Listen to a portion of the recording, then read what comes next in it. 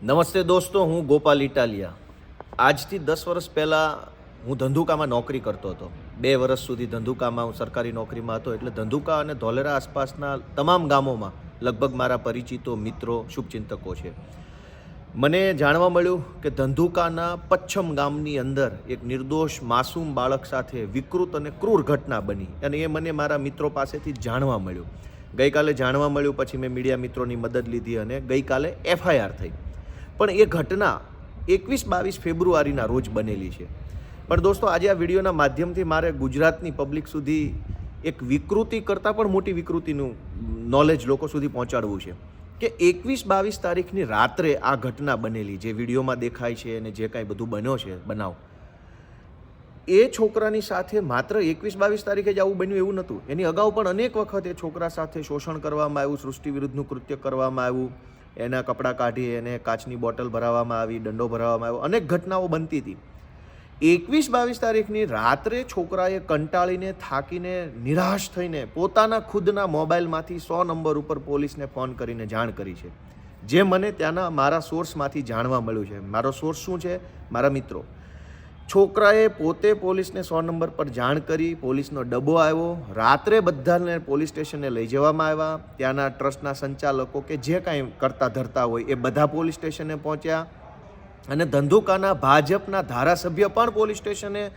પોલીસે, ભાજપના ધારાસભ્યોએ અને ટ્રસ્ટના માણસોએ બધાએ ભેગા મળી આ ઘટનાને પતાવી દીધી. ગુનો દાખલ ન કર્યો. છોકરાના મમ્મી પપ્પા કે એના જે કાંઈ વાલી વારસો હતા એને પણ અષ્ટમ સમજાવી દેવામાં આવ્યું. છોકરો જે ગામનો છે એ ગામના સરપંચનો સંપર્ક કરીને, આરોપી છોકરા જે ગામના હતા એ ગામના સરપંચનો કોન્ટેક્ટ કરીને પોલીસ સ્ટેશનમાં પોલીસવાળાએ પોતે જ આટલી ક્રૂર ઘટનાનું ફીંડલું વાળી દીધું. અને ફીંડલું વાળવામાં હર્ષ સંઘવીની પોલીસ અને ભાજપનો ધારાસભ્ય, આ બંનેએ આગેવાની લીધી. 22-21 તારીખે જે ઘટના બની એ ઘટના પોલીસ સ્ટેશન ગઈ. ફોન કરનાર છોકરો પોતે હતો, ભોગ બનનાર, છતાંય પોલીસે અને ધારાસભ્ય ફીંડલું વાળ્યા પછી એક દિવસ અચાનક, એક દિવસ એટલે કે ગઈકાલે તારીખ 9 માર્ચના રોજ વિડીયો લોકો સુધી પહોંચી ગયો, વાયરલ થઈ ગયો. હજારો કરોડો લોકોએ વિડીયો જોયો. આખો વિડીયો તો કોઈ જોઈ ન શકે એટલો ક્રૂરમાં ક્રૂર વિડીયો. હજારો લોકોએ વિડીયો વાયરલ થયો એટલે તરત જ પોલીસ એક્શનમાં આવી અને તરત જ FIR લખવામાં આવી ગઈકાલે. પણ FIR લખવામાં પણ પોલીસે શું હલકાઈ કરી? એક કે 2 દિવસ સુધી સતત પોલીસે આ ભોગ બનનાર બાળકના પરિવારને પોલીસ સ્ટેશને બોલાવીને બેસાડી રાખે. હમણાં ફરિયાદ લખું, કલાકમાં લખું, સાહેબને પૂછીને લખું, આમ લખું, તેમ લખું. ફાઇનલી જ્યારે વિડીયો વાયરલ થયો ત્યારે FIR લખવામાં આવી 9 તારીખના રોજ સાંજે. પણ એકચ્યુઅલમાં સવારથી પોલીસ સ્ટેશને ભોગ બનનાર બાળકના પરિવારના સભ્યોને બેસાડી રાખ્યા હતા. સાંજે જ્યારે પોલીસે ફરિયાદ લખી ત્યારે અંદર શું લખ્યું? અંદર એવું લખ્યું છે કે 22 તારીખે જે ઘટના બની એ ઘટનાની જાણ છોકરાના પરિવારને છોકરાએ કરી. એટલે છોકરાનો પરિવાર હોસ્ટેલમાં આવ્યો, અને હોસ્ટેલમાં આવીને છોકરાના મામાએ હોસ્ટેલના સંચાલક મનસુખભાઈને જાણ કરી કે અમારા છોકરા સાથે આવી ઘટના બની છે. FIRમાં આ વાત લખી છે, એનો અર્થ એવો નીકળ્યો કે હોસ્ટેલના સંચાલક મનસુખભાઈને ખબર પડી ગઈ હતી કે દુષ્કૃત્યની ઘટના બની છે. એ પછી મનસુખભાઈએ શું કર્યું? કશું જ ન કર્યું. સમાધાનના કોશિશ કરી, ઘટના દબાવવાની કોશિશ કરી. પરંતુ 9 તારીખે જે FIR લખાઈ છે એમાં મનસુખભાઈને આરોપી તરીકે બતાવવામાં આવ્યા નથી. શું કામ? મનસુખભાઈ ભાજપનો માણસ છે. એક હોસ્ટેલની અંદર એક માસૂમ બાળકના કપડાં કાઢીને એને દંડો ભરાવવાની કોશિશ થાય છે. એ ઘટના મનસુખભાઈને, ધંધુકાના પોલીસવાળાને, ધંધુકાના ભાજપના ધારાસભ્યને અને હર્ષ સંઘવીને બહુ મામૂલી ઘટના લાગે છે. મારું તો એવું કહેવાનું છે કે આ ઘટનામાં પેલા છોકરા નહીં, આ બધા આરોપીઓ છે. બીજું કે હોસ્ટેલની અંદર સિક્યુરિટી ગાર્ડ નથી, કોઈ નહોતું. છોકરાએ બૂમાબૂમ કરી, પણ છોકરાની FIRમાં લખેલું છે, મારી પાસે FIRની કોપી છે. FIRમાં લખ્યું છે કે મને આવી રીતે કર્યું, મેં રાડારાડી કરી, પણ ત્યાં કોઈ હતું નહીં એટલે કોઈએ મારો અવાજ સાંભળ્યો નહીં. કેમ ભાઈ? કોઈ સિક્યુરિટી ગાર્ડ નહોતું, કેમ કોઈ રેક્ટર નહોતું, ગૃહમાતા કે ગૃહપિતા નહોતું. તો એ બેદરકારી સંચાલકોની છે. સંચાલકો આમાં આરોપી છે. આરોપીને પોલીસ બચાવે છે, કારણ કે પોલીસ ભાજપના ધારાસભ્ય અને હર્ષ સંઘવીના કહેવા પ્રમાણે કામ કરે છે.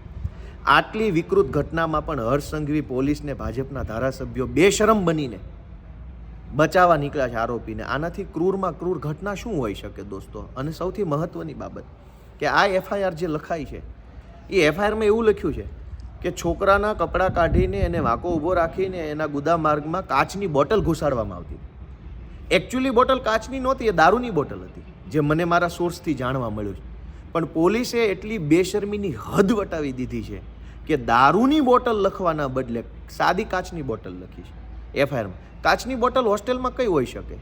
ત્યાં તો હોસ્ટેલમાં છોકરા ભણતા હોય તો તેલની બોટલ હોય, તો તેલ તો પ્લાસ્ટિકની બોટલોમાં આવે છે. ઠંડા પીણાની કોઈ બોટલ હોય તો એ પણ પ્લાસ્ટિકમાં આવે છે. હોસ્ટેલની અંદર કાચની દારૂની બોટલ હતી એવું ભોગ બનનાર છોકરો પોતે કહે છે, છતાંય પોલીસે મહાનતા બતાવવા પોતાની કાચની બોટલ લખી.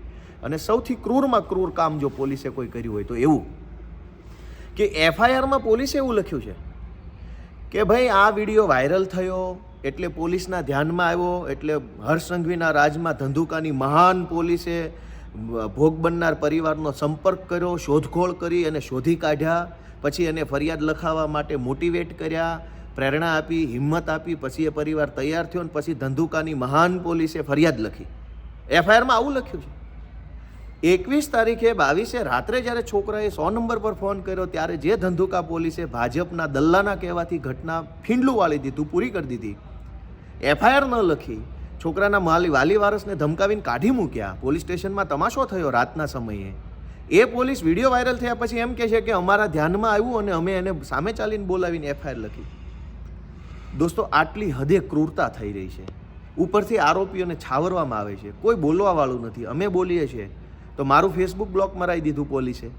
આજ સવારથી હું મારું ફેસબુક ખોલી શકતો નથી, બિલકુલ સ્ટોપ થઈ ગયું. મારા ફેસબુકમાં હું કંઈ મૂકી લોગિન નથી થતું. ધંધુકાના પોલીસવાળાએ આ ધંધા કર્યા છે. તો દોસ્તો, મારી એટલી જ વિનંતી છે કે આ ક્રૂર ઘટના બની છે, લોકો સુધી પહોંચાડો. હું એમાં સતત જોડાયેલો છું. એ ઘટનામાં ભોગ બનનારના વાલી વારસ સાથે વાયા સંપર્કમાં છું. મારા મિત્રો મને માહિતી આપી રહ્યા છે. તમારા બધાના સપોર્ટની જરૂર છે. જય હિન્દ.